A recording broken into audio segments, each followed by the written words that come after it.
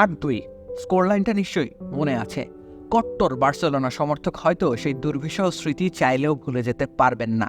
সেদিন প্রতিপক্ষ ডাগআউটে রাগান্বিত মুখশ্রী নিয়ে দাঁড়িয়েছিলেন এক জার্মান। সময়ের পরিক্রমায় সেই জার্মান কোচকে দেখা যাবে বার্সেলোনার ডাগআউটে।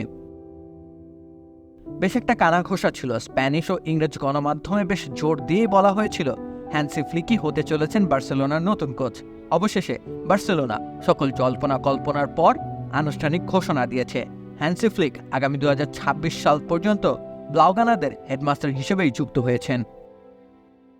স্মুথ শেভিং এর জন্য শুধুমাত্র কুল, নাথিং এলস। সাম্প্রতিক সময়ে বার্সেলোনার পারফরম্যান্স যেন ক্রমশ নিম্নগামী। এই পুরো মৌসুম জুড়ে বার্সেলোনা থেকেছে শিরোপা শূন্য। এমনকি দলের অভ্যন্তরীণ পরিস্থিতিও খুব একটা সুবিধার নয়। দলের কিংবদন্তি জাভি হার্নান্দেজকে রীতিমতো পদচ্যুত করা হয়েছে। যদিও জাভি মৌসুম শেষের বেশ আগে ভাগে থেকে যাওয়ার সিদ্ধান্ত জানিয়েছিলেন, কিন্তু দল সম্পর্কিত নেতিবাচক মন্তব্য করে বসেন তিনি কিছুদিন আগে। আর ঠিক সে কারণেই বার্সেলোনা বোর্ড চটেছিল তার উপর। ঠিক এরপরে নতুন কোচের সন্ধানে নামে কাতালান ক্লাবের সভাপতি হুয়ান লাপোর্তা।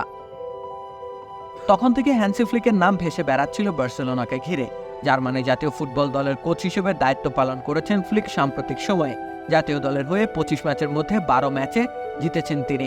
6 পরাজয়ের সাথে 7 ড্র করেছে 4 বারের বিশ্ব চ্যাম্পিয়নরা ফ্লিকের অধীনে। তাছাড়া জার্মানির সফলতম ক্লাব বায়ার্ন মিউনিখের কোচ হিসেবে দায়িত্ব পালন করবার অভিজ্ঞতা রয়েছে ফ্লিকের।